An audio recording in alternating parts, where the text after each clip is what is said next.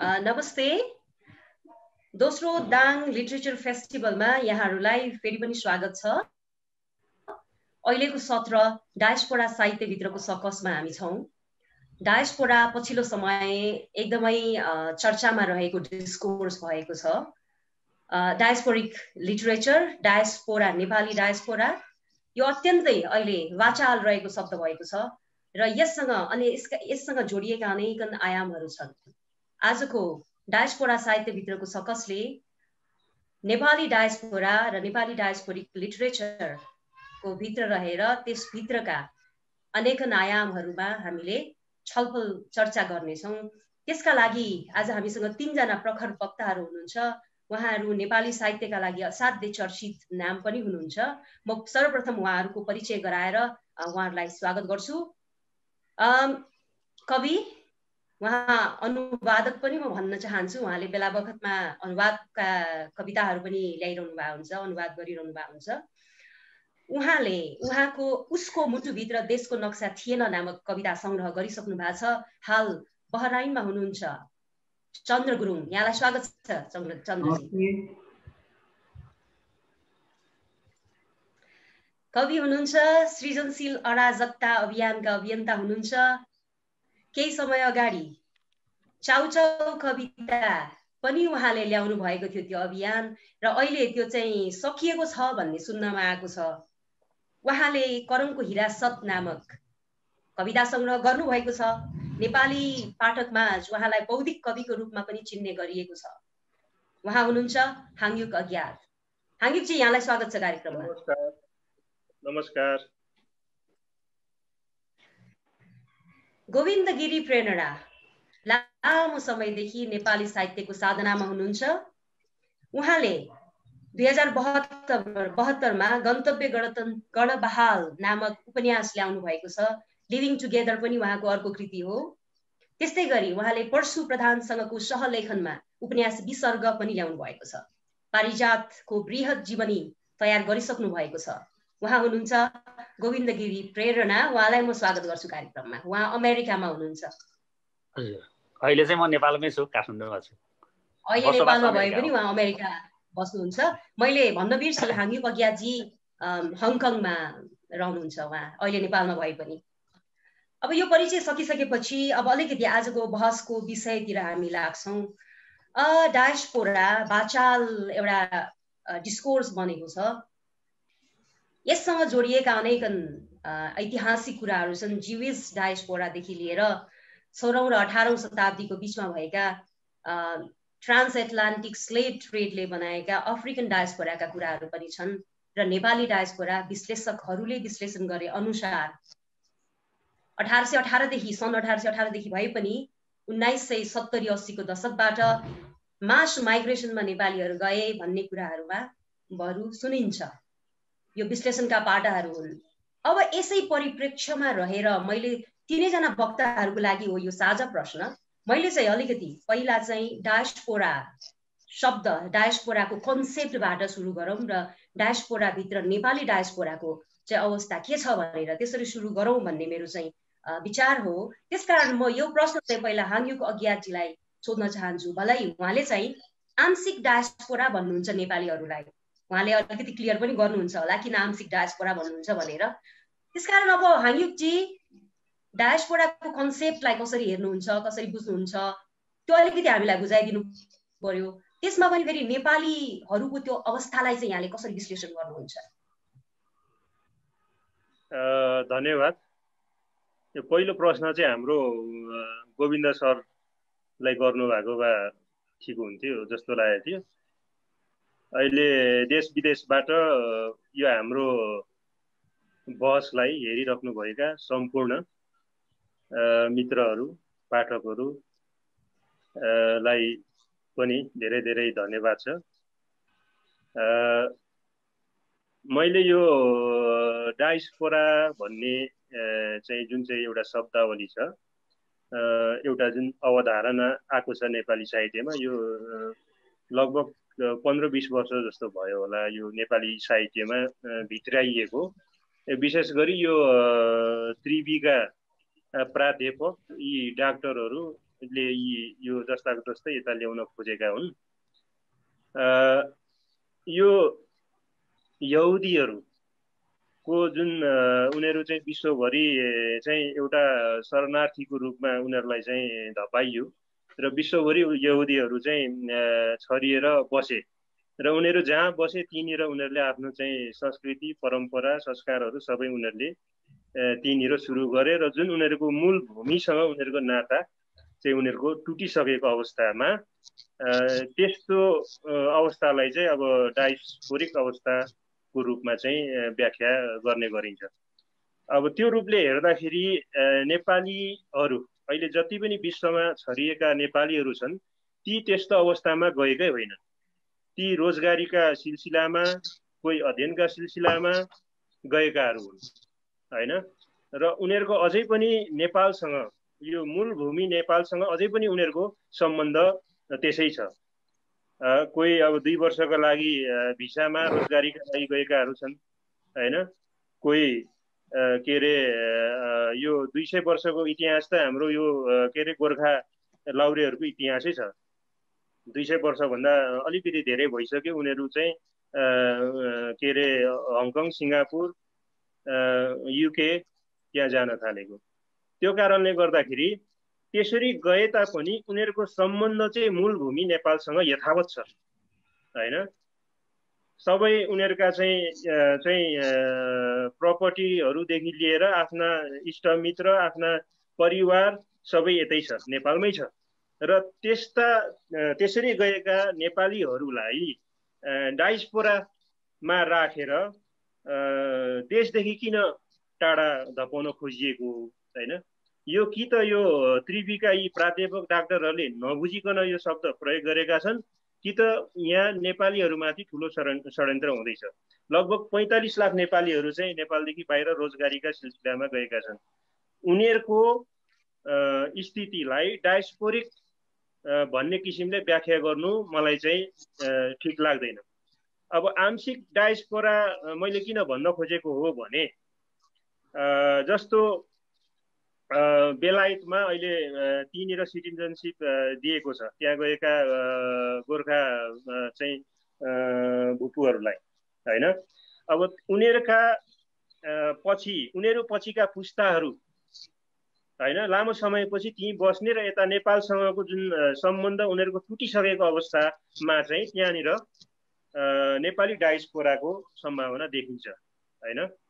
अब हङकङमा म देख्दिनँ किन भन्दाखेरि हङकङ र मूलभूमि चीनको जुन एउटा उनीहरूले कानुन उनीहरूको त्यहाँनिर छ बेसिक यो ल 1 कन्ट्री 2 सिस्टमको जुन एउटा छ त्यो भनेको 50 वर्षको सम्झौता थियो। त्यो अब लगभग 20 वर्ष सकिसकेको छ। अब 30 वर्षमा पनि मूलभूमि चीनले हस्तक्षेप गरिरहेको अवस्था छ।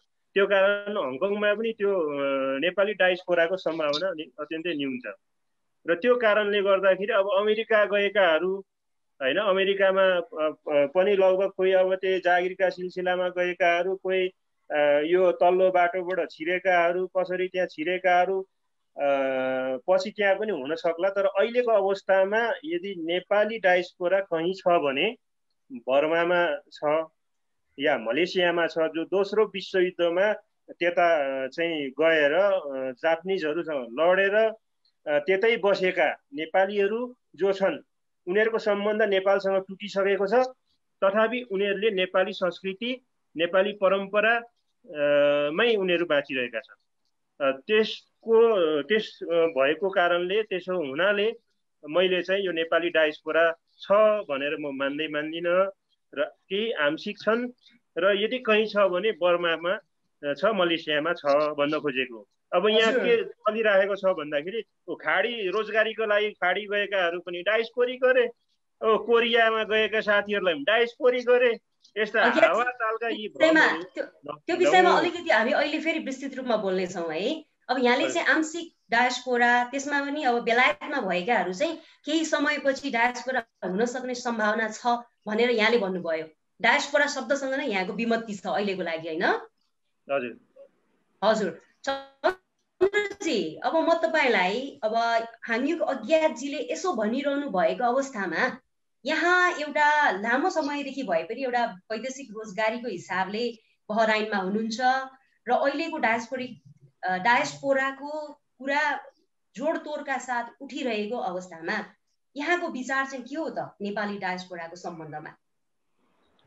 हाङयुकजीले भन्नुभयो होइन, र हाङयुकजीको कुराहरूमा म पनि सहमत नै छु।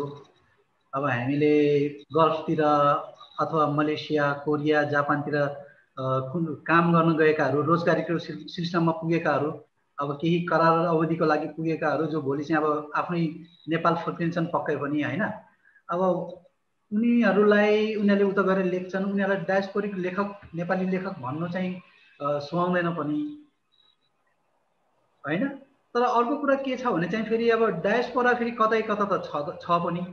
अब हाङयुकजीले भन्नुभयो मलेसियातिर अथवा बर्मातिर जहाँ नेपालीहरू चाहिँ अब विश्वयुद्धपछि पुगे आर्मी, ब्रिटिस आर्मीको साथमा, अब त्यहाँतिर चाहिँ उपस्थिति छ नेपाली डायस्पोराको। अब भनेपछि अब भोलिको समयमा पक्कै पनि अब जुन नेपालीहरू अमेरिका पुगेका छन्, अमेरिकाबाट लेख्दैछन्, अब लामो समयान्तरालमा पक्कै पनि त्यहाँ पनि एउटा डायस्पोरा चाहिँ बन्छ। अब त्यस्तै प्रकारले अब युकेतिर पनि बन्ला, अब अथवा अब जुन रूपले नेपालीहरू अस्ट्रेलिया गइराखेका छन्, न्युजिल्यान्डतिर पुगिराखेका छन्, अन्य युरोप देशतिर पुगिराखेका छन् होइन। अब ढिलो चाँडो त्यहाँ एउटा डायस्पोरिक नेपाली डायस्पोरिक लेखन चाहिँ अस्तित्वमा आउँछ पक्कै पनि। बाँकी अब हामी गल्फतिर रहेका नेपालीहरू अथवा मलेसियातिर अथवा अन्य देशतिर केही समयको लागि काम गर्न गएकाहरूलाई जुन रूपले अब यो डायस्पोरिक साहित्यिक सङ्गठनहरूले चाहिँ त्यो देशहरूमा चाहिँ साहित्यिक सङ्गठनको ब्रान्चहरू खोलिरहेका छन्, शाखाहरू खोलिरहेका छन्। अब उनीहरू चाहिँ डायस्पोरिक सङ्गठनको अन्तर्गत ल्याउने कोसिस गरिरहेका छन् होइन। त्यो चाहिँ पक्कै पनि अन्यल हो, त्यसले पक्कै पनि एउटा अन्यल उत्पन्न गर्छ होइन। लेखकहरू जो चाहिँ अब नेपाल बाहिर गएका छन्, अब उनीहरू पक्कै पनि एउटा भ्रममा अथवा अन्यलमा हुन्छन् कि हामी डायस्पोरामा छौँ कि छैनौँ। अब यस्ता कुराहरू छन्। अब यसको लागि अब हाम्रै जुन प्राध्यापकहरूले, अब बुद्धिजीवीहरूले, प्रबुद्ध व्यक्तित्वहरूले जुनले चाहिँ यो डायस्पोराको के भन्छ इस्यु चाहिँ ल्याए, अब उनीहरूले नै यसमा छलफल गर्लान् होइन।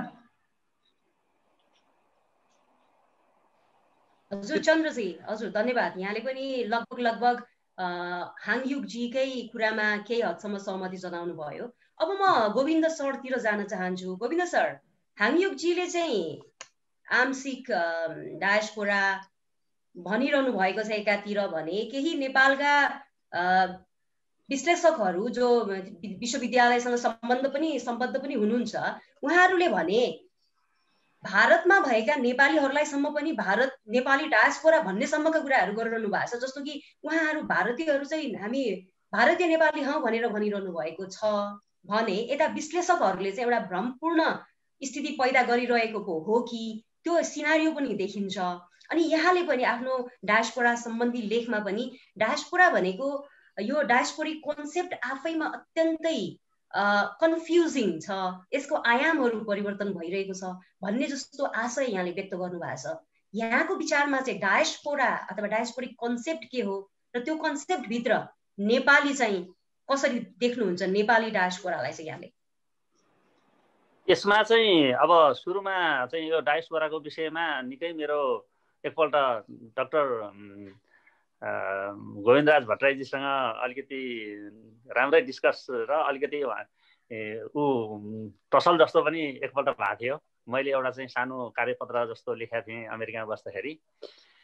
अब यसमा मेरो चाहिँ के धारणा छ भनेदेखि जुन यहुदीहरू चाहिँ लखेटिएर चाहिँ उनीहरू आफ्नो मूल भूमिसँग विच्छेद भएर बसेर पछि चाहिँ उनीहरूले आफ्नै त्यही आफ्नै मुलुकको साहित्य, भाषा, साहित्य, संस्कृतिलाई चाहिँ निरन्तरता दिएर विच्छेद भए पनि त्यो निरन्तरता दिएर अगाडि बढेको अवस्थाको जुन एउटा ऐतिहासिक परिप्रेक्ष्य छ, त्यो परिप्रेक्ष्यबाट मात्रै हेऱ्यो भनेदेखि चाहिँ अहिले डायस्पोराको विषयमा जति पनि कुराकानी भएको छन् त्यो सबै बेकार हो, त्यसको कुनै अर्थै छैन।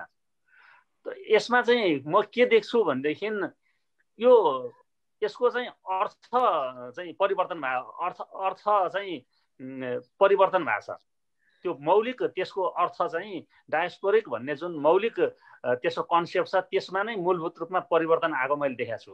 जस्तो के छ भनेदेखि यहुदीहरू जसरी लखेटिएर चाहिँ बाहिर गएर उनीहरूले चाहिँ एउटा चाहिँ डायस्पोराको चाहिँ एउटा चाहिँ जन्म भयो, त्यो त्यस्तै अवस्था भएको चाहिँ एकदमै संसारभरिमा न्यून छन्।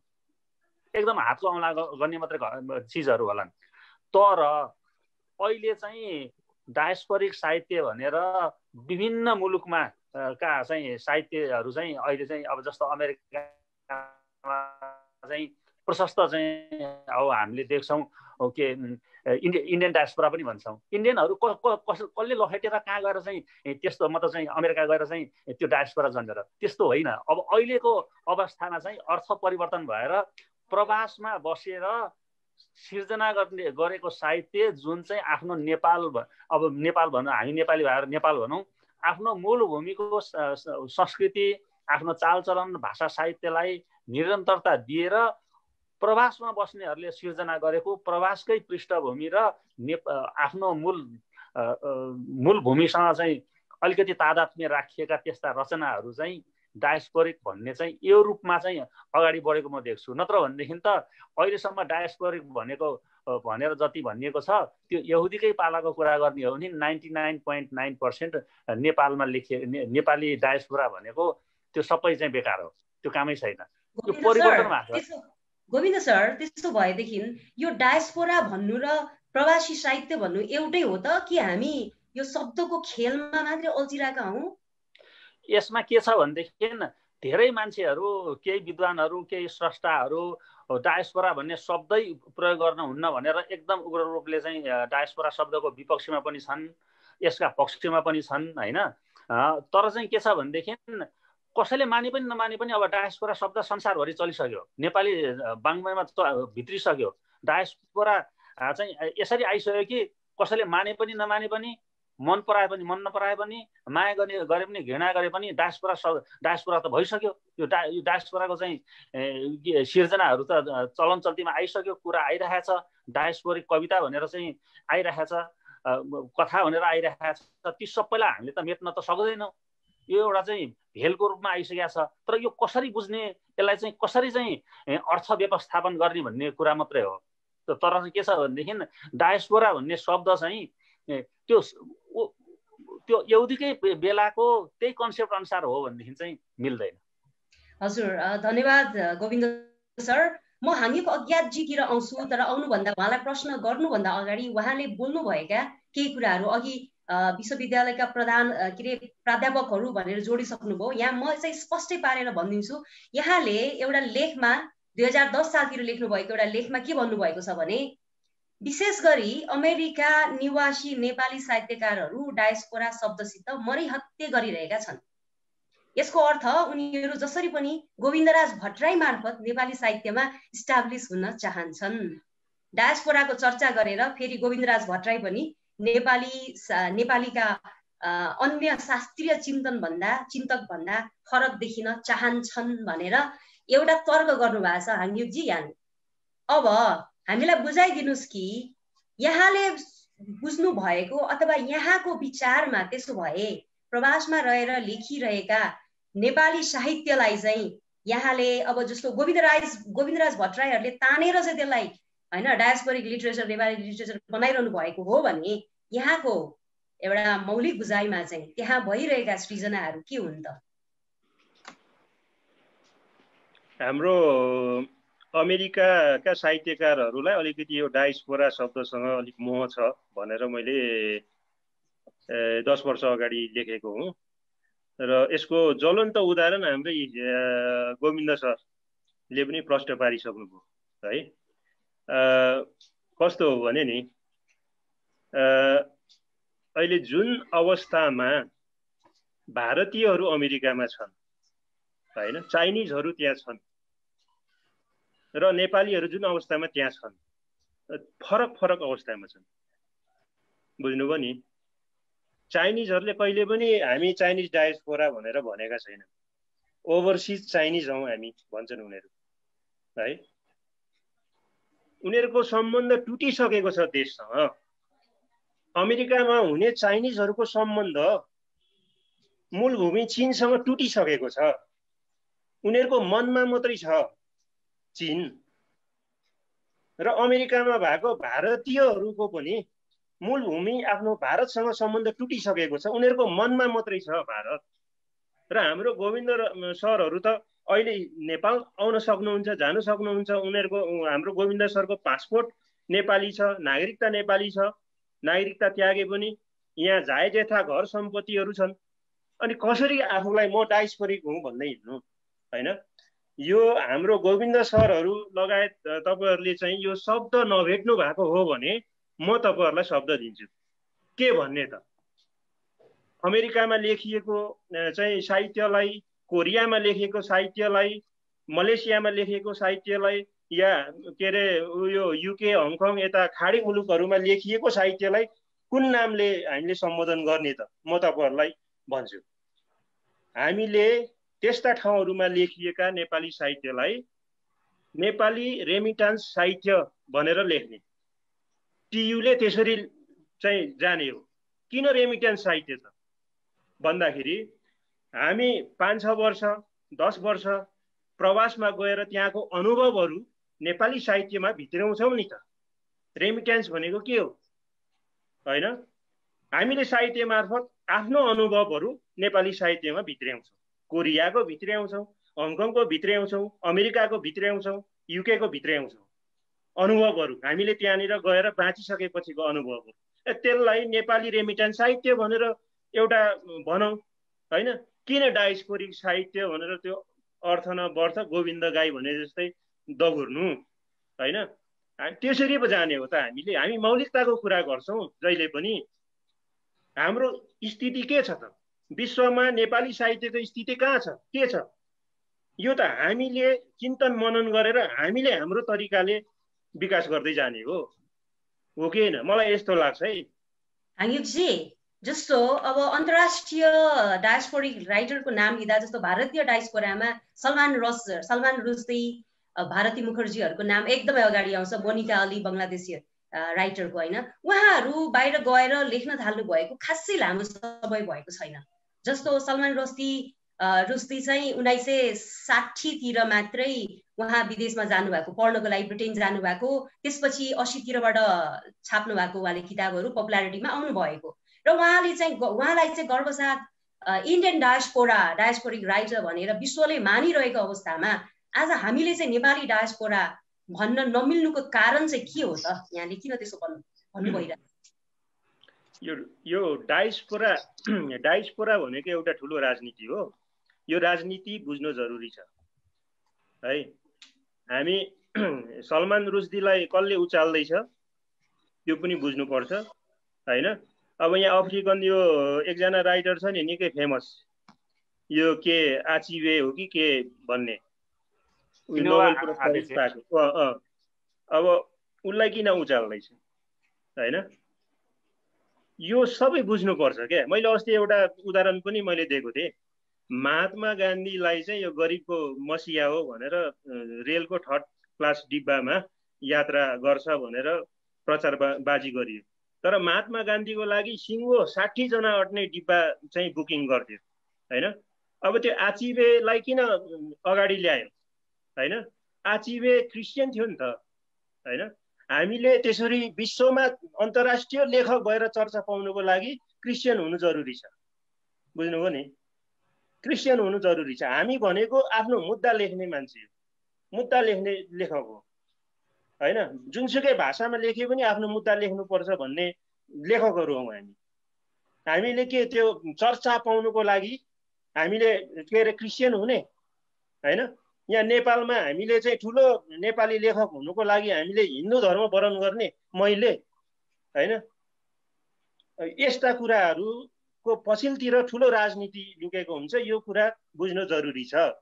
अब कसले अब डायस्पोरा मानेर जानुहुन्छ मान्नुहोस्, म चाहिँ प्रस्ताव गर्छु यही दाङ लिटरेचर फेस्टिभलबाट चाहिँ म प्रस्ताव गर्छु, अब आइन्दा हामीले चाहिँ रेमिटान्स साहित्य भनेर लेखौँ र त्यसरी बुझौँ। हजुर हाङग्युजी धन्यवाद यहाँलाई। यहाँले आफ्नो तर्क राख्नुभयो, विचार राख्नुभयो। अब नाम डायस्पोरिक नेपाली डायस्पोरिक लिटरेचर भने पनि अथवा यहाँले भन्नुभएको जस्तै प्रस्तावना गरे जस्तै त्यो पछि परिवर्तन भएर आए पनि वास्तवमा विश्वभरि छरिएर रहनुभएका नेपालीहरूले नै लेखिरहनु भएको साहित्य हो।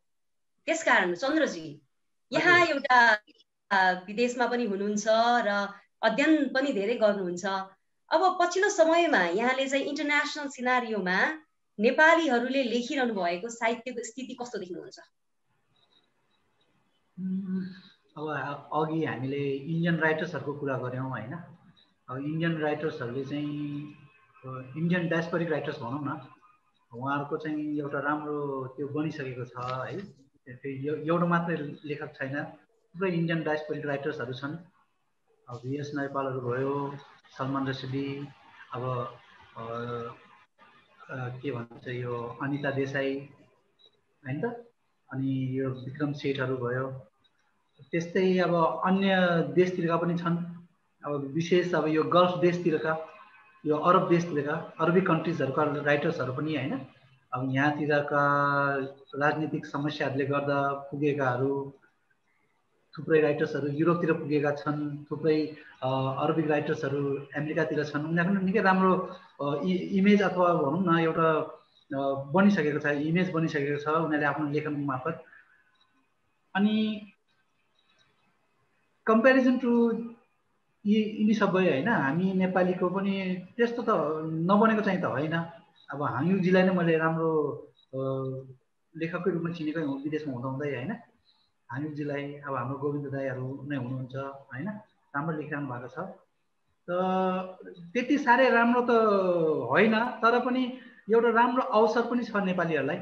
किन अब अहिलेको समयमा नेपालीहरू अनेक देशमा पुगिराखेका छन् र लेखिराखेका पनि छन् होइन। अब डायस्पोरिक भनेर लेखिराखेका होलान्, अथवा कसैले म चाहिँ डायस्पोरिक होइन, म त्यहाँ त्यस्तोमा पढ्दिनँ भनेर लेखिरहेछन् होइन। अनि युकेतिर अरू साथीहरू पनि छन् राम्रो लेखिराख्ने, इङ्ग्लिसमै लेखिराख्ने साथीहरू पनि छन् होइन त। अवसर छ र अवसरको सदुपयोग पनि भइराखेको छ जस्तो लाग्छ मलाई चाहिँ। भनेपछि चन्द्रजी यहाँले चाहिँ अहिलेको अब नेपालीहरू विदेशमा रहेर चाहिँ साहित्यिक माहौललाई राम्रो बनाइरहनु भएको छ, उर्वर छ भन्नुहुन्छ? माहौल अब अघि नै हामीले कुरा गऱ्यौँ होइन। अब प्रज्ञहरू भनौँ न, प्राध्यापकहरू, अब उहाँहरूले एक प्रकारको यो डायस्पोराकै बारेमा अन्यल जस्तो भ्रम जस्तो पनि उत्पन्न गर्नुभएको छ है। अब त्यसमा अब हामी सरले भन्नुभएको जस्तो केही पोलिटिक्स पनि होला होइन। अब त्यो भित्री पोलिटिक्स उहाँहरूको के छ त्यो हामीलाई थाहा छैन, तर एक प्रकारको अन्यल चाहिँ छ पक्कै पनि। अब कसैले चाहिँ अब डायस्पोरिक मानौँ भन्ने, कसैले चाहिँ नमानौँ भन्ने। अब हामी सरले नै भन्नुभयो अब रेमिटेन्स साहित्य भनौँ, अब त्यस्तै कसैले परदेशी साहित्य भनौँ भन्दैछन्, कसैले प्रवासी साहित्य भनौँ भन्दैछन्, कसैले परदेशी साहित्य भनौँ भन्दैछन् होइन। एक प्रकारको भ्रम छ यो अहिलेको समयमा। अब नेपाल बाहिर गएर लेखिराखेका छन् त्यो साहित्यको बारेमा एक प्रकारको अन्यल चाहिँ छ, तर यो अन्यलको बावजुद पनि एक प्रकारको अवसर चाहिँ छ। किन अब नेपाल बाहिर गएपछि डेफिनेटली एउटा प्लेटफर्म, एउटा अवसर त बनिराखेकै छ होइन। हजुर चन्द्रजी, यहाँले पनि निरन्तर रूपमा साहित्य सृजना गरिरहनु भएको छ। सायद यहाँको अब नयाँ कृति पनि आउँदैछ र यहाँको फुटकर रूपमा हामीले देख्ने कविताहरूमा पनि त्यो बाहिर बसेर नेपाललाई सम्झेको, देशलाई सम्झेका ती अनेकन कुराहरू भेटिन्छ। सम्भवतः ती नै होलान् डायस्पोरिक लिटरेचर भनौँ अथवा प्रवासमा बसेर कथिएका साहित्यको एसेन्समा सायद त्यो पनि पर्छ। म गोविन्द सरतिर आएँ। अब जस्तो यो कन्फ्युजन, यो भ्रमको कुरा पनि छ एकातिर होइन। यहाँले पनि उठाउनु भएकै छ, रक्ष राई र मिजाज तेम्बेले उठाएका भ्रामक कुराहरू छन् भनेर भन्नुहुन्छ। डायस्पोरिक साहित्यको विषयमा उहाँले भ्रम छरिरहनु भएको छ है। जस्तो महेश विक्रम शाहको ज्याक्सन हाइटलाईसम्म पनि डायस्पोरिक लिटरेचर भनिदिएका छन् र हँसाएका छन् हामीलाई भनेर पनि यहाँले चाहिँ भन्नुभएको छ। अब यसको बावजुद यो कन्फ्युजन, यो अलिक फरक खालके गोल चक्करको माझ पनि यहाँले कस्तो देख्नुहुन्छ? प्रवासी अब डायस्पोरिक नेपाली लिटरेचरको माहौल चाहिँ कस्तो छ? के छ भनेदेखि अब यो डायस्पोरिक भन्ने शब्दलाई छाता बनाएर त्यो मुनतिर सिर्जना गर्ने होइन, सिर्जना भएको कुरालाई नै डायस्पोरा भन्ने चाहिँ त्यो छाप लगाएको हो। र एउटा कुरा के छ निश्चित रूपमा भनेदेखि डायस्पोरिक नभने भए पनि अहिलेसम्म लेखिया साहित्य त साहित्य नै थियो। त्यो डायस्पोरिक भन्ने शब्दले त्यो सिर्जनालाई त केही पनि फरक परेको छैन र डायस्पोरिक भन्ने त्यो जुन चाहिँ एउटा चाहिँ छाप छ त्यो छापको आवश्यकै छैन। सबभन्दा ठुलो कुरो त सिर्जना हो। हेर्नुहोस्, अब मेरो चाहिँ सबभन्दा मूलभूत मेरो चाहिँ सिद्धान्त के हो भनेदेखि मैले लेखेको कुरा सृजनात्मक र केही काम लाग्दो छ भनेदेखि त्यो नै सबभन्दा महत्त्वपूर्ण हो। मैले लेखेको कामै छैन भने त्यो महत्त्वपूर्ण होइन। त्यसलाई डायस्पोरिक भने पनि डायस्पोरिक नभने पनि जे भने पनि केही पनि फरक पर्दैन। सबभन्दा मूलभूत कुरा सिर्जना हो। दोस्रो कुरा के छ भने भ्रमको कुरा चाहिँ के छ भनेदेखि मैले अहिले के बुझिरहेको छु भनेदेखि अघि पनि भने मैले डायस्पोरिक भन्ने शब्द चाहिँ अब अहिले यति व्यापक भइसक्यो कि अब हामीले मेट्न सक्दैनौँ।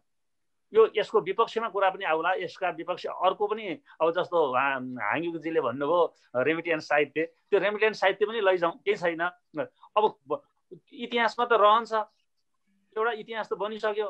डायस्पोरिक साहित्य भनेर चाहिँ अहिलेसम्म जति लेखिसक्यो र जति छापिसकिए भ्रामकै भए पनि त्यो त इतिहासमा त दर्ता भइसक्यो। त्यो हामीले त्यसलाई मेट्न सक्दैनौँ। हामीले त्योभन्दा बलवान अर्को चिज ल्याएर त्यसलाई चाहिँ रिप्लेस गर्न सकिएला, त्योभन्दा अर्को चिजलाई हामीले चाहिँ बढावा दिन सकिएला। तर जे भइसकेको छ त्यहाँ त हामीले त करेक्ट गर्न सक्दैनौँ। हामीले चाहिँ इरेजर लाएर मेट्न त सक्दैनौँ।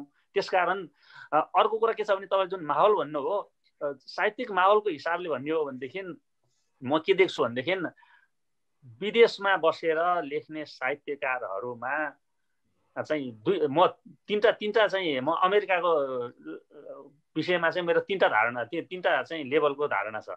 जस्तो के छ भनेदेखि एउटा नेपालमै स्थापित भएर अमेरिका पुगेर सिर्जना गर्ने साहित्यकारहरू एउटा लेभलमा छन्। नेपालमा लेख्न सुरु गर्दा गर्दै अमेरिका पुगेर त्यसलाई कन्टिन्युटी दिएका, निरन्तरता दिएकाहरूको अर्को एउटा चाहिँ तह छ। अर्को चाहिँ नेपालमा उनीहरू केही पनि थाहा थिएन, साहित्यमा उनीहरूको कुनै थिएन, के मतलब चाहिँ सिर्जना गर्दैन थिए, केही पनि गर्दैन थिए। एक्कासी अमेरिकाबाट नै उनीहरूले लेख्न सुरु गरे। यो तीन लेयरका साहित्यकारहरू छन् त्यहाँ। को ठुलो को सानो भन्न खोजे होइन, लेयर मात्रै भन्न खोजेको। यो तीनटा लेयरका साहित्यकार छन्।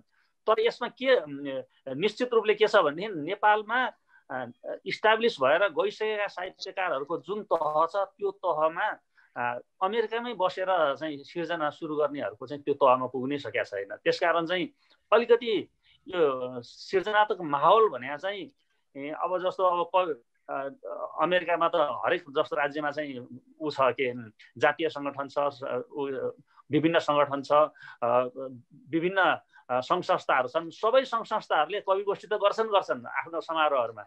तर त्यहाँ चाहिँ के पार्विक रूपमा केही सुनाउनेहरू र ती लेख्न थालेहरूको जुन स्तर छ त्यो स्तर चाहिँ नेपालको जुन नेपाली साहित्यको भनौँ न, नेपालको मात्र भनौँ, नेपालको जुन मूलधारको साहित्यको जुन स्तर छ त्यो स्तरसम्म पुग्न चाहिँ निकै कठिन छ। त्यसकारण चाहिँ माहौल जतिसुकै भए पनि हामीले चाहिँ मूलधार पक्रिनु चाहिँ जरुरी छ। त्यो मूलधार पक्रिने साहित्य चाहिँ अब कति देशमा, अरू देशमा थाहा छैन। तर अमेरिकामा चाहिँ म चाहिँ के छ भनेदेखि म त्यति धेरै उत्साहजनक म देख्दिनँ म। हजुर, थ्याङ्क यू। अब प्रवासमा रहेर अनेकन दुःख अप्ठ्यारा, नयाँ ठाउँ, नयाँ परिवेश र कामहरूको चापाचापको माझ साहित्य सृजना निश्चित रूपमा सजिलो कर्म त होइन, तर पनि गरिरहनु भएको छ। त्यसको बावजुद पनि जस्तो यहाँ आफै पनि सन्तुष्ट हुनुहुन्न होइन। अब हाङयुजी, यहाँले अब नाम जे गरे पनि यहाँले प्रस्तावना गर्नुभएको नाममा हङकङ्गेली नेपाली साहित्य भनौँ, बेलायती नेपाली साहित्य भनौँ, ठिक छ, त्यो पनि भनौँ, रेमिटेन्स साहित्य पनि भनौँ, जे भनौँ, तर साहित्य सृजना त गरौँ होइन। साहित्य सृजना भइ नै रहेको छ, यहाँहरूले पनि गरिरहनु भएको छ।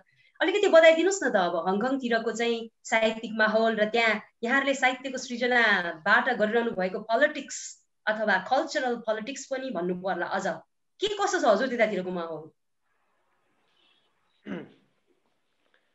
अहिले विशेष गरी हाम्रो अघि चन्द्रजीले जुन एउटा कुरा उठाउनु भयो अवसरको कुरा, त्यो अवसरको कुरामा चाहिँ म पनि हाम्रो चन्द्रजीसँग सहमत छु। कस्तो भने अहिले अङ्ग्रेजीमा धेरैले लेख्न थालेका छन्। युकेतिर, हाम्रो हङकङतिर हुने साथीहरूले र अझै तेस्रो पुस्ता हाम्रा चाहिँ साथीका छोराछोरीले पनि लेख्न थालेर निकै माथिल्लो लेभलमै नाम पनि उहाँहरूको चाहिँ लिने गरिन्छ। अहिले जुन एउटा हामी त्यहाँनिर जानु भनेको एउटा नयाँ संस्कृति, नयाँ सभ्यता, त्यहाँको विकास, त्यो त्यसको साथसाथै हामीले जुन एउटा त्यहाँ श्रम गरिन्छ त्यो पनि सँगै जान्छ। अनि मैले बारम्बार भन्दै आएको कुरा चाहिँ के हो भन्दाखेरि यहाँ नेपालमा का चाहिँ कर्मचारीहरूले साहित्य लेख्दा हुने र विदेशमा चाहिँ श्रम गरेर साहित्य लेख्नु चाहिँ नहुने भन्ने किसिमका तर्क गर्ने साथीहरू पनि मैले देखेको छु हैन। अहिले तपाईँ भन्नुहुन्छ भने नेपाली साहित्यलाई सिङ्गो रूपमा अहिले चाहिँ पुरै टेवा दिने काम चाहिँ विदेशमा चाहिँ रहेका साहित्यकारहरूले र साहित्य प्रेमीहरूले गरिराख्नु भएको छ। नेपाली साहित्यकारहरूलाई हैन Hong Kong, Singapore, UK, Korea, Malaysia लगिरहेका छन्, युरोपतिर हैन। त्यसले के गरिरहेको छ भन्दाखेरि नेपालमा बसेर लेख्ने, नेपालको पनि तपाईँको काठमाडौँमा बसेर लेख्ने साहित्यकारहरूलाई ठुलो त्यसले आर्थिक टेवा त त्यसै नै भइगयो। त्यो बाहेक काठमाडौँ बाहेक अन्य सहर र सभ्यता देख्दै नदेखेका लेखकहरूलाई पनि कोरिया देखाइदिएका छन्, हङकङ देखाइदिएका छन्, सिङ्गापुर देखाइदिएका छन् हैन। अब अमेरिका कति लानु भएको छ हाम्रो गोविन्द सरले त्यो थाहा छैन, तर विशेष गरी यता हाम्रा साथी भाइहरू अहिले विशेष गरी कोरियामा हैन, अहिले हङकङमा भन्दा पनि कोरियामा अहिले बढी यो माहौल तातिएको छ हैन। इतर साहित्य भन्ने साथीहरू हुनुहुन्छ, अरू के अरे यो हाम्रो याक्थुम लेखक सङ्घ कोरिया पनि गठन भएको छ, लगायत अन्य विभिन्न सङ्घ संस्थाहरू गठन भइरहेको छ। यसले के देखाउँछ भन्दाखेरि हाङयुकजी मैले अलिकति रोक्दै यहाँलाई मैले बुझ्न खोजेको कुरा चाहिँ ठिक छ, साहित्यिक माहौल नेपाललाई हैन टेवा पुर्याइरहनु भएको छ, साहित्यकारहरूलाई लानु भएको छ, कार्यक्रम गराउनु भएको छ, त्यो त ठिक छ, त्यो एकदमै राम्रो पनि कुरा हो छ। तर साहित्य सृजनाको हिसाबले चाहिँ मूलत उहाँहरूले लेख्नुहुने साहित्य के कस्तो छ भनेर अलिकति बुझाउन हैन। त्यो साहित्य कस्तो हुन्छ भने नि, अब तपाईहरूले हैन यहाँ नेपालमा बसेर नेपालको जुन एउटा कन्सेप्टमा पेरिफेरीमा बुझ्नुहुन्छ नि साहित्य, त्यहाँ बसेर त्यहाँको चाहिँ सबै कुरा भोगिसकेर लेखिने साहित्यलाई तपाईँले त्यो पढ्नको लागि त्यहीँ डुब्नु आवश्यक छ हैन। र अहिले निकै नै राम्रो चाहिँ लेखन भइरहेको छ कोरियाबाट, हङकङबाट हैन। म त यहीँ नेपालमै स्थापित भएर गइसकेको हैन। त्यहीँ बसेर त्यहीँनिर हुर्केर त्यहीँनिर लेख्नेहरू थुप्रै छन्। मैले पहिला के अरे लगभग 12-13वटा त हङकङका साहित्यकारहरूको त्यहीँ बसेर त्यहीँ लेख्नेहरूको किताबै पनि मेरो संस्थाले प्रकाशन गरिदिइसकेको उहिले नै हैन। अहिले कोरियाबाट हिजो अस्ति एउटा इतर कविता भन्ने आएको छ, कति 300-400 पन्नाको हैन। उता के अरे हाम्रो युकेबाट हाम्रो आइराखेको छ नरेश काममाङको यो के 11 नोभेम्बर भन्ने, यस्ता थुप्रै कृतिहरू आइरहेको छ। अमेरिकाको त कुरै नगरौँ, किनभने अमेरिका भनेको पहिला नै यहाँ नेपाल हुँदै चाहिँ लेखी भ्याएर गएकाहरू हाम्रो गोविन्द सरहरू, यी के अरे हाम्रा गोवर्धन पूजा लगायतकाहरू हैन। तर जो उता गइसकेपछि पनि लेखिरहेकाहरू, विशेष गरी म यो तेस्रो पुस्तालाई चाहिँ विशेष गरी म फोकस गरिराखेको छु। जस्तै हङकङतिर तेस्रो पुस्ता निस्किसकेको छ जो अङ्ग्रेजीमा लेख्नुहुन्छ र त्यहाँको चाइनिज त्यहाँको एकाडेमीहरूले ती भाइ बहिनीहरूलाई निकै चाहिँ चिन्न थाल्नु भएको छ हैन। एकजना एक्स आर्मी हुनुहुन्छ टिम गुरुङ हो कि के भन्ने हङकङमा उहाँले 6-7वटा अङ्ग्रेजीमै लेखिसक्नु भएको छ होइन।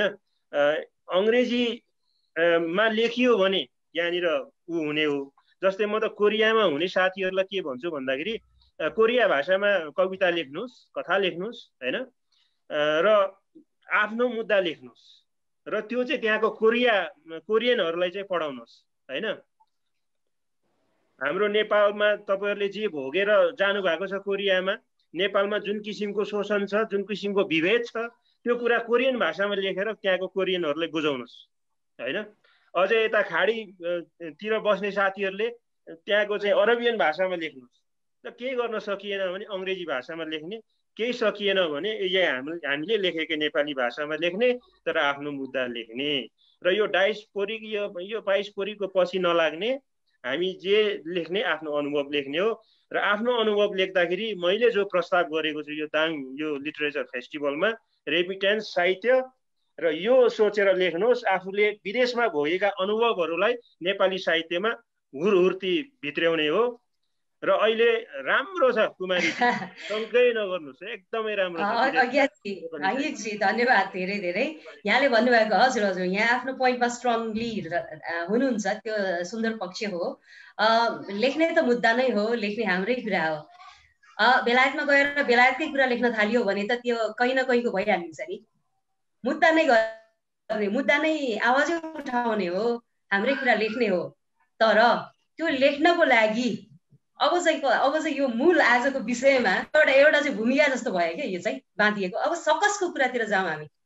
म चाहिँ अब चन्द्रजीतिर आएँ है। चन्द्रजी, अब डायस्पोरा अथवा यो प्रवासमा रहेर लेखिरहेको, लेख्नु, प्रवासमा रहनुको आफ्नै पीडाहरू छन्। खुसी पनि होलान्, तर दुःख अलि धेरै छ कि है। त्यहाँ समस्याहरू छन्। त्यहाँ भनेको एक किसिमको विस्थापन, आफ्नो मूल थलोबाट टाढा हुनु, परिवारबाट टाढा हुनु लगायतका अनेक गाह्रो अप्ठ्याराहरू छन्। र मलाई लाग्छ यो विदेशमा बसेर रचिएको साहित्यको इच्छा चाहिँ कता कता विस्थापनसँग, त्यो नयाँ माहौलसँगको पैठे जोडीसँग पनि जोडिएर आउँछ। त्यसकारण प्रवासमा भइरहेको साहित्य सृजना भित्र सकस छ निश्चित रूपमा। सृजना लेख्नुको सकस, सर्जकहरूको सकस। यहाँ लामो समयदेखि त्यहाँ बाहिर हुनुहुन्छ, कस्तो छ यो सकसको माहौल, कस्तो छ यो सृजना? पक्कै पनि कुराहरू भन्नुभयो गर्नुको।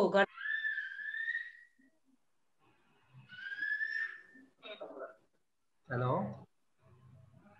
हजुर, पक्कै पनि अब तपाईँले जुन कुराहरू ल्याउनु हजुर सुन्दैछु। हजुर सुन्नु भएको छ नि? सुनिएको छ। हजुर कुमारीजीले जुन कुराहरू उठाउनु भयो, आफ्नो जन्मभूमि देश छोडेर अन्य ठाउँमा देशमा गएर काम गरिरहेका लेखकहरूले अनुभव गर्ने कुराहरू पक्कै पनि अब आफ्नो घर देश छोडेर नयाँ ठाउँमा पुगिन्छ। एक प्रकारको डिसलोकेसन, फ्रेगमेन्टेसन अनि कन्फ्लिक्टहरू, जस्तो अब रेसियल कन्फ्लिक्टहरू पनि हुन्छ, अब जेन्डर कन्फ्लिक्टहरू पनि हुनसक्छ। त्यस्तै अब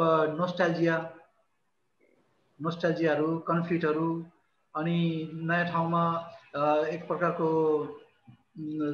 इस्टाब्लिस हुनु खोज्दाको स्ट्रगलहरू, यी कुराहरू हुन्छन्। र यी डायस्पोरिक इन्डियन राइटर्सहरूले जुन किताबहरूले गर्दा यिनीहरू अलिक चर्चित भए, उनीहरूले सबैले प्रायः जस्तो यस्तै मुद्दाहरूलाई लेखेका रहेछन् है।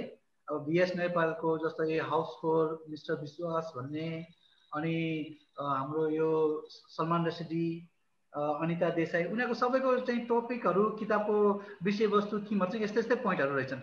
आफ्नो ठाउँबाट डिसलोकेट भएको कुराहरू होइन, अब नोस्टाल्जियाहरू भयो, अब जेन्डर अब त्यो डिस्क्रिमिनेसनहरू होइन। हाम्रो नेपाली लेखकहरू जो चाहिँ अब नेपालबाट विदेशतिर गएका छन्, अब अमेरिका, युरोप, अब कामकै लागि गल्फतिर, मलेसियातिर, कोरिया, जापानतिर, र उनीहरूले पनि डेफिनेटली यस्ता कुराहरू फिल गर्छन्। आफ्नो देशदेखि टाढा पुगेर। र यो कुराहरू पक्कै पनि उनीहरूको लेखनमा आउँछ। अब हाम्रो गल्फतिरको भाइहरूले यसले जुन कविताहरू लेखिरहेका छन् होइन, कविता नै भनौँ गजल भनौँ, अब ती कुरामा यी थिमहरू टपिकहरू प्रशस्त मात्रामा पाइन्छ। त पक्कै पनि अब डायस्पोरिक लेखन भनौँ अथवा रेमिटेन्स साहित्यमा जुन प्रकारको कृतिहरू रचनाहरू आइरहेका छन् यी थिमहरू नै मेन छन्। हजुर चन्द्रजी, यो थिम त यो आइरहेको छ, तर त्यो सृजनाको सकस चाहिँ मैले अलिकति यहाँ छुट्याएँ कि म अलिकति डिस्कनेक्ट भइहालेँ। त्यो सकस छ नि, सकसको माहौल के त्यो सृजना गर्ने कतिको माहौल पाइन्छ? यहाँले आफ्नै अनुभूति भन्नुभए पनि हुन्छ। होइन, माहौल त अब काम गर्नकै लागि आएको हौँ, काम त गर्नै पर्छ होइन। यो त कस्तो हुन्छ अब घरदेखि देशदेखि टाढा रहेर मनमा आएको फिलिङ्सहरूलाई एउटा फ्लो दिने मात्रै हो, त्यो फिलिङ्सहरूलाई बाहिर लेखनमा रूप दिने मात्रै हो। माहौल त पक्कै पनि त्यति सहज छैन, त्यति सपोर्टिङ छैन होइन। अब मेन काम गर्नै पर्यो, अब घर परिवारदेखि टाढा एक्लै हरेक कुरा व्यवस्थापन गर्नुपर्ने हुन्छ। हेर्नुहोस् होइन, कामदेखि लिएर अब कोठातिर हुन्छ भनौँ न, त्यसले गर्दा एउटा माहौल तयार हुँदैन। तर तयार गरिराखेका छन् साथीहरूले, लेखिरहेछन्। अब दिनदिनै जस्तो कविता लेखिरहेछन् साथीहरूले है, फेसबुकभरि विदेशतिरका कविहरूको कविताहरू आउँछन् होइन। भनेपछि उनीहरूले मिलाइराखेका छन्, सकस छ, समस्याहरू छन् है, तर पनि मिलाइराखेका छन्। रहर त होला, प्यासन एक प्रकारको। हजुर चन्द्रजी, यहाँ आफैले पनि कन्टिन्युटी दिइरहनु भएको छ, लेखिरहनु भएको छ।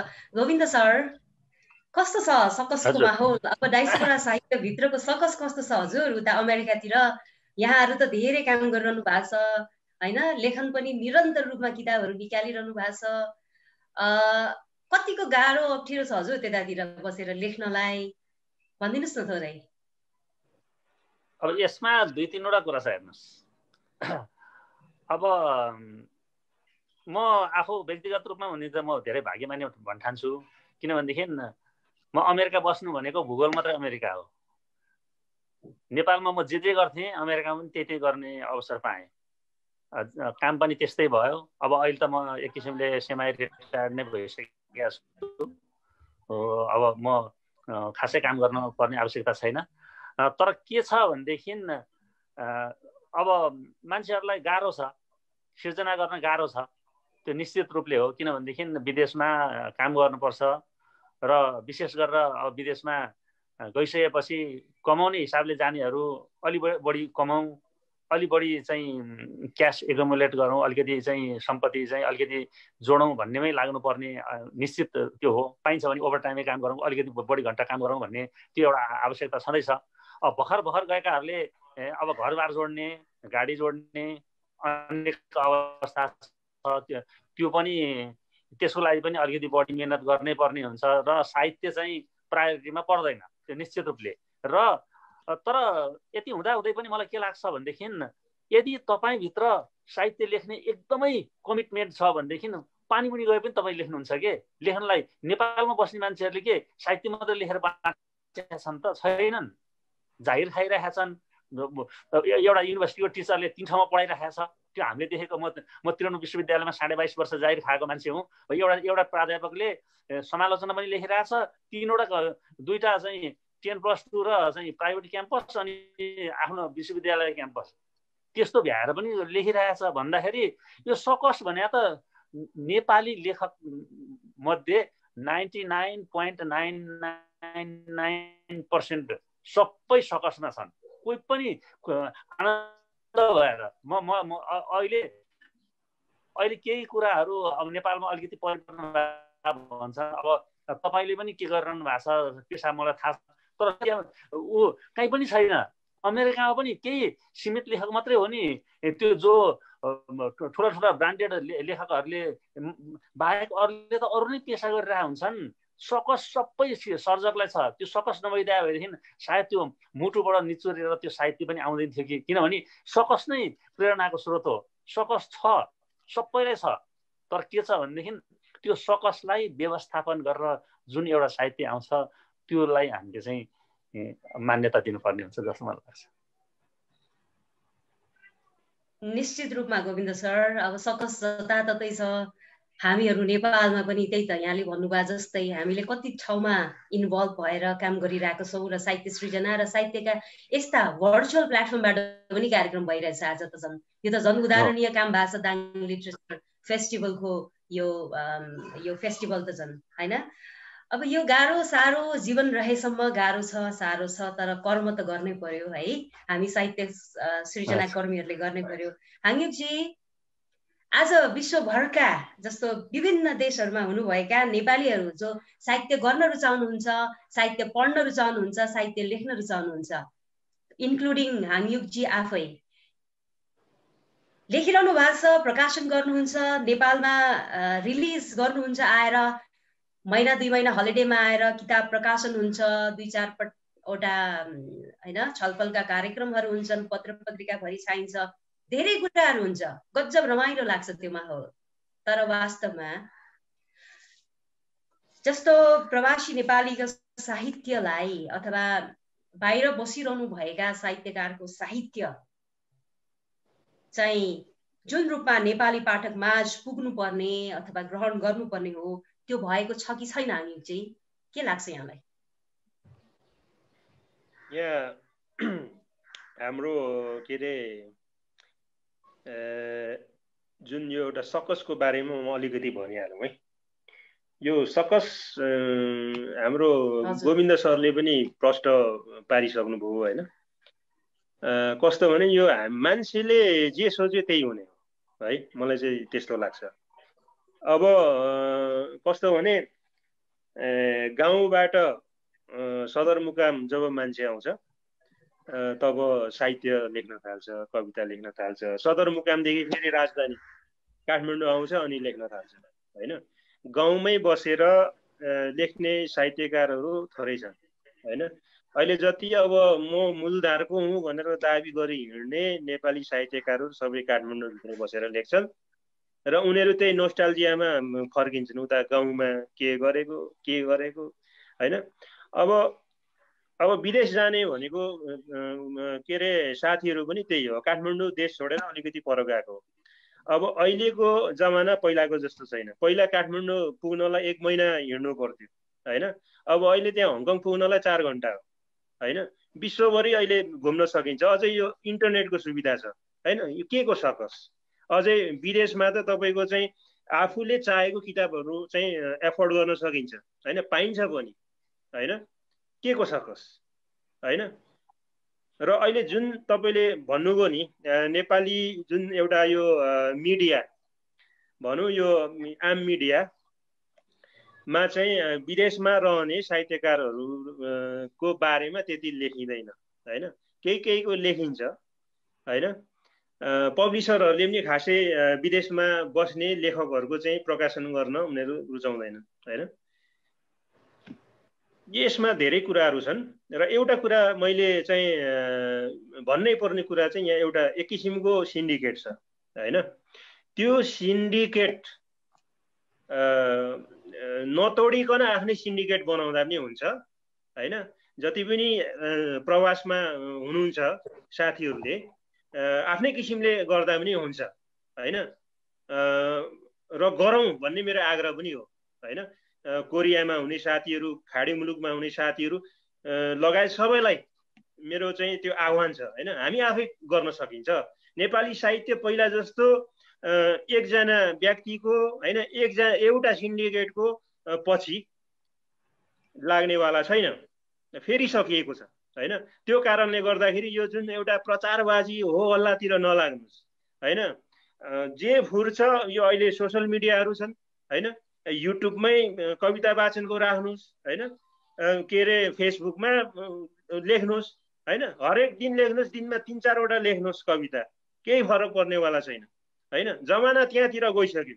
पहिला पो अब त्यो यो सोसल मिडियाहरू थिएन, कागजमा चुरोटको बट्टामा लेख्थे अरे देवकोटाले भन्थ्यो, त्यस्तो मिथकहरू बनाए होइन। अब लेख्ने हो मिडिया, सोसल मिडियामा लेख्ने हो होइन। यो बाँकी यो अब यो हेर्नुहोस् है, यो पछि यो प्रिन्ट मिडियाहरू जो छ नि, ठुला यी प्रिन्ट मिडियाहरू, यो दैनिक पेपरहरू, यी पनि बिस्तारै जान्छन् होइन।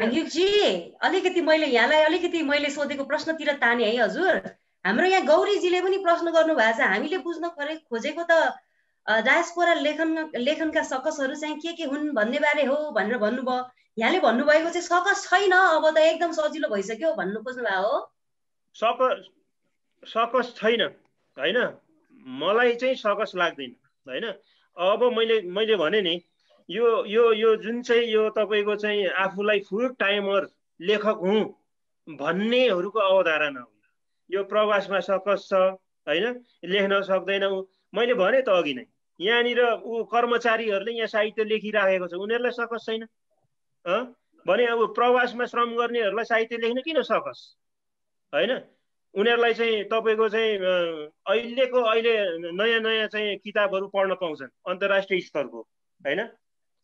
यहाँ नेपालमा पब्लिस भएका किताबहरू पनि पब्लिस हुनु, यहाँ नेपालमा रिलिज हुनुभन्दा अगाडि पुग्छन् विदेशमा होइन। यो स्थिति आइसक्यो त होइन। यहाँ तपाईँको ताप्लेजुङमा अहिलेसम्म चाहिँ 1 वर्षसम्म किताब पुग्दैन काठमाडौँमा रिलिज भएको, तर विदेशमा रिलिज हुनु 1 हप्ता अगाडि पुग्छ, 100 कपी 200 कपी। अनि के को सकसै छैन। मलाई त सकस त्यस्तो लाग्दैन है गौरीजी। होइन हाङ्गिकजी, आजको हाम्रो यो टाइटलले पनि सायद हाम्रो लिसनरहरूलाई त्यतातिर ड्र्याग गरेको हुनसक्छ, किनभने डायस्पोरिक साहित्यभित्रको सकस भनेर राखिएको छ टाइटल होइन।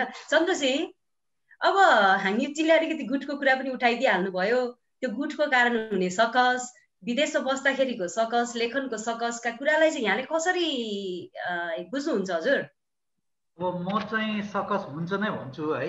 अब किनभने आफ्नो घर परिवार देश छोडेर निस्केपछि होइन, अब राइटर्स त त्यसै पनि अलिकति इमोसनल एनिमल्स हुन् है। केही न केही सकस हुन्छ। अब आफ्नो घर परिवारदेखि टाढा, देशदेखि टाढा, अब जुन साथीभाइसित हुर्क्यौँ सँगै पढ्यौँ होइन, ती साथीभाइदेखि टाढा हो। अब सुविधाको हिसाबले नहोला, अब किताबहरू पाइएलान् अनेक थरीका होइन, अब किताब किन्नको लागि पैसाको समस्या नहोला, तर पनि एउटा साइकोलोजिकली एक प्रकारको चाहिँ हुन्छ, ट्रबल्सहरू चाहिँ छन् है। अनि अर्को म बिर्सेँ तपाईँ के भन्दा हुनुहुन्छ? अर्को चाहिँ सकस चाहिँ छ हजुर हजुर। बाँकी समस्याहरू भनेको मिडिया डेफिनेटली केही समस्याहरू छन् होइन। यो जियोग्राफिकल डिस्टेन्सिङले गर्दा पनि किन अब के भन्छ त्यो मिडिया पर्सनहरूसित हाम्रो त्यतिको क्लोज इन्टर रिलेसनसिप हुँदैन, इन्टरेक्सन्सहरू हुँदैन, त्यसले गर्दा पनि एक प्रकारको ग्याप रहन्छ पक्कै पनि। मिडियामा पनि पब्लिकेसन्समा पनि होइन, अब अन्य इन्टरेक्सन्सहरूमा प्रोग्राम्सहरूमा छन्, प्रब्लम्सहरू छन्। यति इजी हजुर हजुर चन्द्रजी हजुर। म यतातिर यहाँ प्रश्न पनि केही छ कि भनेर हेर्दैछु र म यताउता गर्दैछु। गोविन्द सर, अब हाङ्गिकजीको एउटा एक किसिमको धारणा सुन्नुभयो। चन्द्रजीले भन्नुहुन्छ सकस छ, हाङ्गिक सरले भन्नुहुन्छ होइन सकस छैन है, सहज छ भन्नुहुन्छ, तर अलिकति गुटको कुरा पनि उक्काउनु भइदियो है उहाँले। अब गोविन्द सरले चाहिँ के देख्नुहुन्छ यो गुट उपगुट? अब एक त प्रवासी हुनुको पीडा पनि छ, हतारमा नेपाल आउनु छ है, अनि धेरै कुरा भ्याउनु छ, त्यसमा पनि गुटहरू छन्, के छन्। यो माहौललाई चाहिँ हजुरले कसरी ग्रहण गर्नुहुन्छ? प्रवासमा लेखिएका साहित्यहरू नेपाली साहित्यका पाठकहरूले कसरी ग्रहण गरिरहेका लिइरहेका छन् जस्तो मान्नुहुन्छ यहाँले? अब यसमा चाहिँ धेरै पक्षहरू छन्। अब गुट उपगुट त पहिला पनि थियो, हेर्नुहोस् माधव देवकोटा पालामा पनि थियो, पछि अहिले हाम्रो पालामा पनि छ। गुट भनेको एउटा चाहिँ समूह हो, त्यो समूहले आफ्नो समूहका सदस्यहरूलाई काखी च्याप्छ, त्यसमा चाहिँ ऊ भएन। तर के छ भनेदेखि यो प्रवासमा लेखिएका साहित्यलाई नेपाली पाठकमा पुर्याउने भन्ने जुन कुरा छ, यसमा 2-3टा कुरा छ। एउटा त अब अहिले सोसियल मिडियाले गर्दाखेरि अब आजै फेसबुकमा राख्ने बित्तिकै म चाहिँ एकदम सर्वव्यापी भएँ भनेर चाहिँ एउटा चाहिँ भ्रम पनि छ, त्यसलाई म भ्रम भन्छु। अब जस्तो अब मेरो एउटा कुरा भन्छु, मेरो आफ्नो पर्सनल एक्सपिरियन्स। मैले 2034 सालमा पहिलो कथा छापिएको, त्यो बेलाको समय र आजको समयमा आकाश जमिनको फरक छ। त्यतिखेर धेरैवटा पत्र पत्रिकामा चाहिँ रचना छापिएर एउटा चाहिँ पाठकहरूको को मनमा चाहिँ ठाउँ बनाएर एउटा इस्टाब्लिस भएर एउटा चाहिँ त्यसपछि बल्ल किताब छाप्नुपर्छ, किताबमा जानुपर्छ भन्ने अवस्था थियो भने अहिले आज लेख्यो, अहिले तुरुन्तै फेसबुकमा अथवा सोसियल मिडियामा राख्यो, 10 जनाले 15 जनाले चाहिँ वा ऊ र चाहिँ ग्रेट भनेर भनिदिएपछि दङ्ग पर्ने त्यो जुन अहिलेको अवस्था छ, त्यो अवस्थाले गर्दाखेरि चाहिँ गम्भीर साहित्यको लागि चाहिँ यसले चाहिँ धेरै हानि पुर्याइरहेछ भन्ने मलाई लाग्छ। किनभनेदेखि तपाईँ आवश्यक, तपाईँ पढ्न लायकको हो भनेर तपाईँले पहिला प्रुफ गर्नु पर्यो नि। 10 जना 15 जना आफ्नो चाहिँ आसेपासेहरूले जुन चाहिँ उयो लाइक र कमेन्ट गर्छन् त्यसले त चाहिँ नेपाली साहित्यलाई त अगाडि बढाउँदैन। त्यसकारण चाहिँ यो गुड भन्ने चिज चाहिँ गुड छ, तर के छ भनेदेखि त्योभन्दा पनि आफ्नो रचना यो पठन योग्य छ र पाठकहरूले म पढ्न चाहन्छु भनेर चाहिँ उनीहरूले खोज्ने हामीले चाहिँ वातावरण हामीले बनायौँ भनेदेखि त्यो गुटहरूलाई पनि हामी परास्त गर्न सक्छौँ जस्तो लाग्छ। किनभनेदेखि म 2034 सालदेखि आजको मितिसम्म कुनै पनि गुटमा छैन र म लडेरै लेखिरहेको हुँ र लेखिरहेको छु, छापिरहेको छु र मेरो सिर्जनालाई चाहिँ कुनै गुटले पनि धक्का पुर्याउन सक्दैन होला। केही चर्चा बढी हुन्थ्यो होला, केही चाहिँ अब पुरस्कारै पनि गुटको कारणले चाहिँ पाइने अवस्था छ, त्यो पुरस्कार एउटा दुईटा बढी पाइन्थ्यो होला, त्योसँग पनि मतलब नराखेर सिर्जनामा मात्र विश्वास गरे हुनाले म आजसम्म टिकेको छु र सबभन्दा चाहिँ सिर्जनालाई महत्त्वपूर्ण बनाएर पाठकहरूले यो मान्छेले लेखा त पढ्नुपर्छ भनेर चाहिँ बनाउन सक्नु नै सबभन्दा आवश्यकता हो। यो गुटसुट भन्ने कुरा चलिरहन्छ, आउँछ जान्छ, त्यो गुटले केही गर्दैन।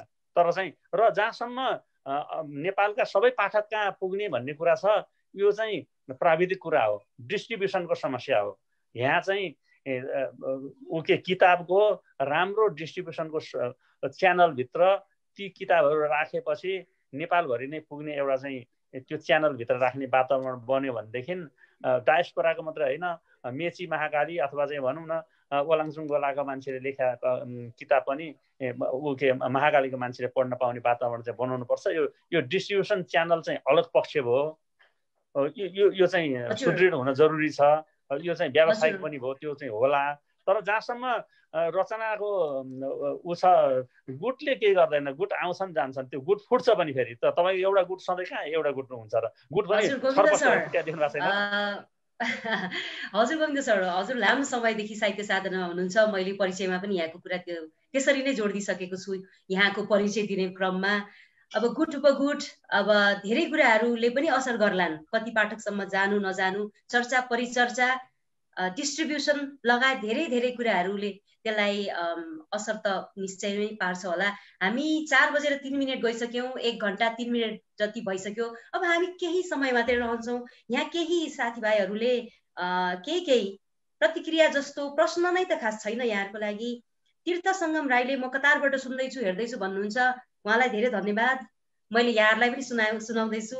पेम्बा तामाङले दार्जिलिङ उताबाट लेख्नुहुन्छ, तपाईँको साहित्य रेमिट्यान्स साहित्य यहाँ उठेको अनुसार भन्नुभयो, यो हामीयुग अज्ञातजीलाई भन्नुभएको, अथवा नभए एक्सप्याट्रिएट लिटरेचर भन्दा पनि कसो होला, देश बाहिर बसेर लेखेको साहित्य भनेर आफ्नो प्रतिक्रिया दिनुभएको छ र अन्य साथीहरू पनि यहाँ जोडिनु भएको छ। प्रश्न चाहिँ खासै देख्दिनँ मैले यहाँ। अब आजको हाम्रो बसाइको साङ्गो पाङ्गो होइन अन्त्यतिर अब यो हामीले एउटा परिदृश्य निर्माण गर्यौँ, छलफल गर्यौँ। टाइटलले भने भन्दा पनि हामीले समग्र रूपमा डायस्पोरिक साहित्यका विविध पाटाहरूलाई कुरा गर्यौँ। हाङ्युक अज्ञातजीले आफ्नो कडा धारणा दिनुभयो होइन, डायस्पोरा भन्ने त भन्नै हुँदैन पनि भन्नुभयो, अब अलिअलि भन्दा पनि हुन्छ भन्ने कुरा पनि आयो, लगायत यी यावत कुराहरू आए। मलाई लाग्छ डायस्पोरिक लिटरेचरको विषयमा अथवा प्रवासमा बसिरहनुभएका नेपालीहरूले गरिरहनु भएको साहित्यको विषयमा हामीले निकैवटा कुराहरू यहाँ राख्यौँ। अब टुङ्ग्याउनीमा यहाँहरूले केही भन्न छुटाउनु भएको छ जस्तो लाग्छ भने भन्न सक्नुहुन्छ, थोरै छोटो मिठोमा। हाङ्युकजी केही छ? एउटा सानो 1 मिनटमा म गरिहाल्छु। हाम्रो विशेष गरी गोविन्द सर र मेरो चाहिँ मिल्ने रहेछ यो गुटको विषयमा। हाम्रो चाहिँ गुट नबनाऊ भन्नेहरूको गुट जस्तो लाग्यो होइन। अनि अर्को कुरा, हाम्रो जुन सामाजिक सञ्जालमा राख्नु हुँदैन भन्ने उहाँको धारणा, यो चाहिँ पुरानो धारणा हो होइन। हामीले साहित्य किन लेख्ने यो प्रश्न गर्नु आवश्यक हुन्छ होइन। कसको लागि लेख्ने, किन लेख्ने? हामीले आम पाठकको लागि, आम मानिसको लागि साहित्य लेख्ने हो होइन। र हामी एउटा त्यसले चाहिँ समाजलाई एउटा चलायमान गराओस्, त्यो हामीले लेखेको चाहिँ साहित्यले भन्ने हो।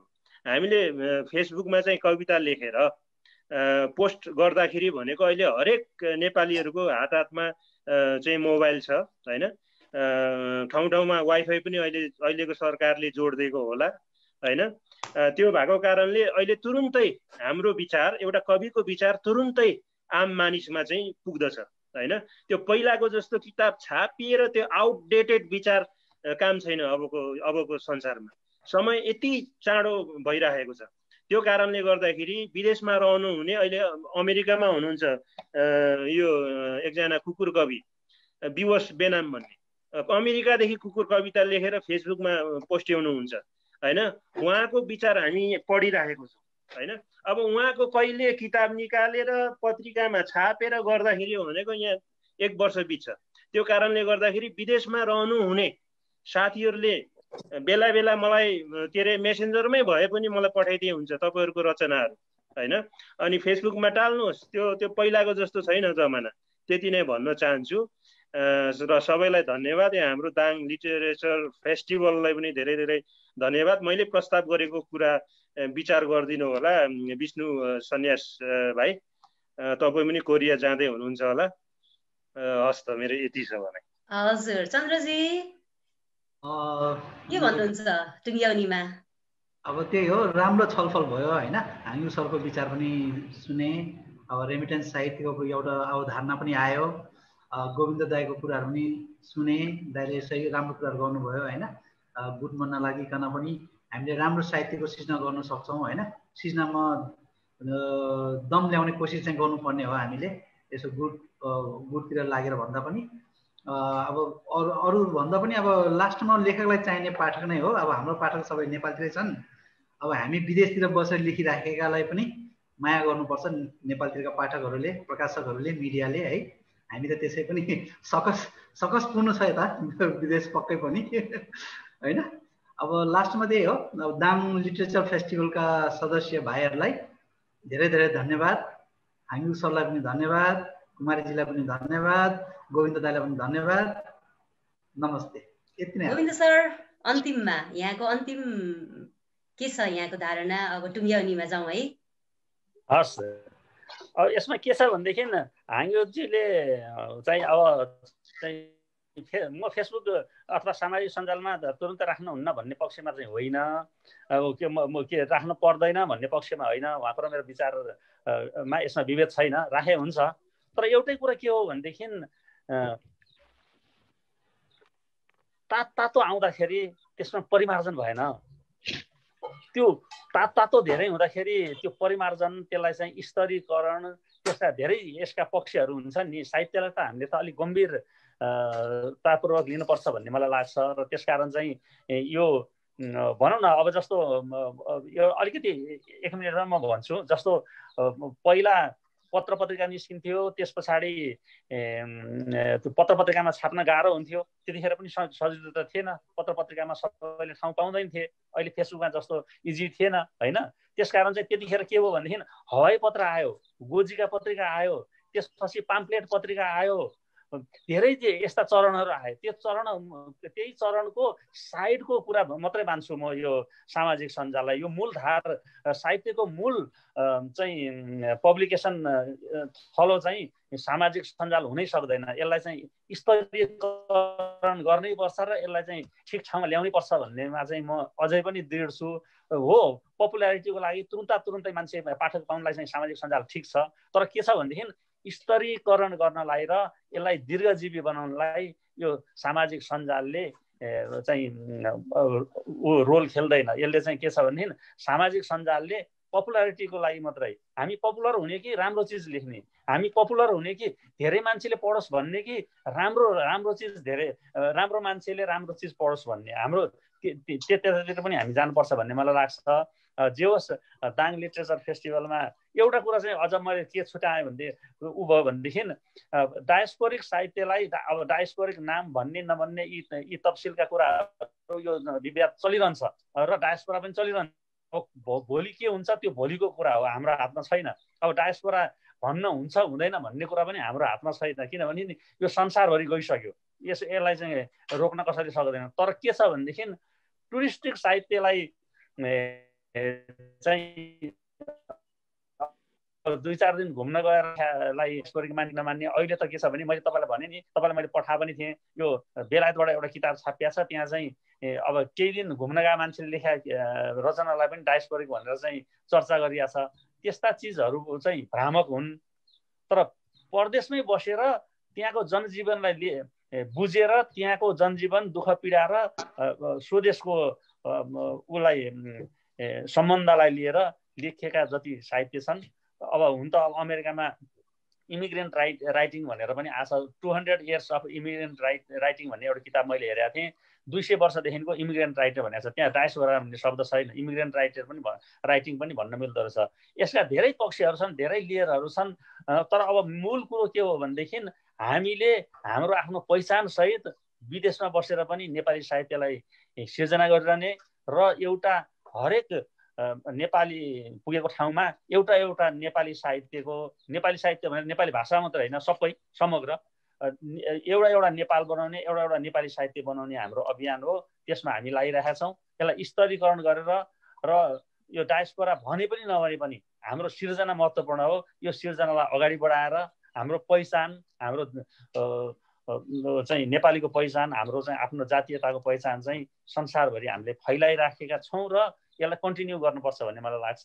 यति भन्दै दाङ लिटरेचर फेस्टिभलको सम्पूर्ण चाहिँ टिम र तपाईँ संयोजकलाई पनि म धन्यवाद। अब यो निश्चित रूपमा गोविन्द सरले भन्नुभयो जस्तै हामी जहाँ जहाँ बसे पनि हामीले गर्न खोजेको कुरा भनेको चाहिँ नेपाली साहित्यको समृद्धिकै लागि काम गर्न खोजेको हो। हाङयुकजीले भन्नुभएको जस्तै हामीले कल्चरल पोलिटिक्स गर्नुपर्छ, कल्चरको कुरा ल्याउनुपर्छ। हामीले डायस्पोरा भन्नुहुन्छ हुँदैन, त्यो कुरा पनि समयले छिनोफानो गरेर उहाँले प्रस्ताव गर्नुभएको जस्तै रेमिट्यान्स साहित्य भनेर पनि आउन सक्ला भविष्यमा। अब यो छलफलको विषय हो, यो डिस्कोर्स हो र आज निकै धेरै कुराहरू आए। डायस्पोरिक प्रवासी साहित्य, डायस्पोरिक भन्ने कि नभन्ने पनि भयो कि अहिले यहाँ आएर। अब जे भए पनि विदेशमा बसेर जुन साहित्यिक लेखनको काम भइरहेको छ त्यस विषयमा केही एउटा चित्र तयार भएको छ, एउटा परिदृश्य निर्माण भयो। हाङयुकजीलाई धन्यवाद, चन्द्रजी, गोविन्द सर सबैलाई धन्यवाद। दाङ लिटरेचर फेस्टिभललाई धन्यवाद, आयोजकलाई र सुनिरहनुभएका हेरिरहनुभएका सम्पूर्णमा आभार व्यक्त गर्छु। धन्यवाद म कुमारी लामाको तर्फबाट। नमस्कार।